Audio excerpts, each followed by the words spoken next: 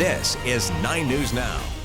We have breaking news tonight in Northern Virginia. Rescuers come to the aid of a man clinging to a tree branch. You can see him there in the raging Rappahannock River. We're going to get to that breaking news in just a moment. Yeah, but first, after drenching parts of the southeastern United States, the remains of what used to be Tropical Storm Lee are now dumping a whole lot of rain on us. Meteorologist Top Shut in the Weather Center. Top. It wouldn't be so bad if he'd just go away. The problem is he's going to be with us for a couple of days. Let me start with the flood watch. Still covers the entire metro area. That's in the darker shaded green there. And that goes now actually through tomorrow afternoon until about 6 p.m.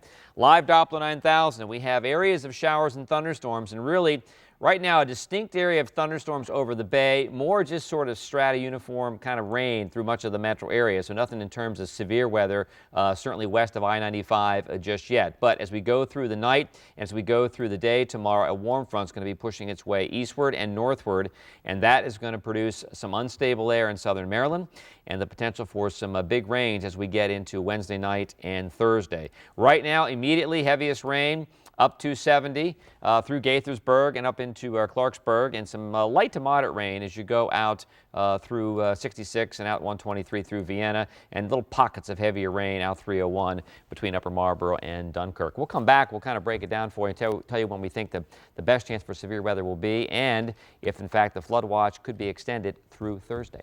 Thank you, Top. But now let's get you back to our breaking news down in Fredericksburg, Virginia, where rescuers have just saved a man by plucking him from danger in the middle of a raging river. Peggy Fox is here with the dramatic rescue. Peggy? Well, let me tell you this. It was caught on video by WUSA 9 photographer Kurt Brooks, who heard the rescuers' calls go out and headed to the scene. I have no idea how this guy got out there. A man holds on to some kind of a stick in the middle of the raging Rappahannock River, just below the I-95 bridge. He may have waded out when the river was shallow, like usual, and got stuck on a rock as the water rose quickly. I can only assume that he went out when the water was lower, because that river will rise very suddenly. Photographer Kurt Brooks heard the rescuers struggle to figure out a plan. They had a lot of difficulty getting to him. I listened where the fire chief was discussing, are we going to launch below where he is and try and come up? Do we want to launch above? How do we access him? They had a second boat on standby in case these guys got swept aside. Fredericksburg City sent out a second boat, and everybody took precautions for their own safety.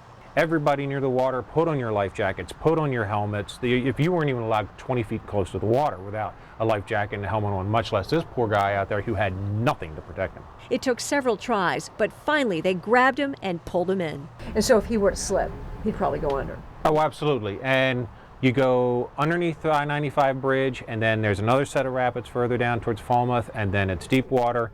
And at that point, it's not a rescue, it's a body recovery. So it's most likely the man walked out in the shallow river to go fishing perhaps, but with all the rains we've had that pushed the river to dangerous and deadly levels. I tell you what, that man is extremely lucky somebody saw him and that rescuers were able to reach him in time. And Anita, this video could serve as a reminder to us about how quickly a river can become dangerous. Peggy, it certainly should. Thank you so much for sharing it with us.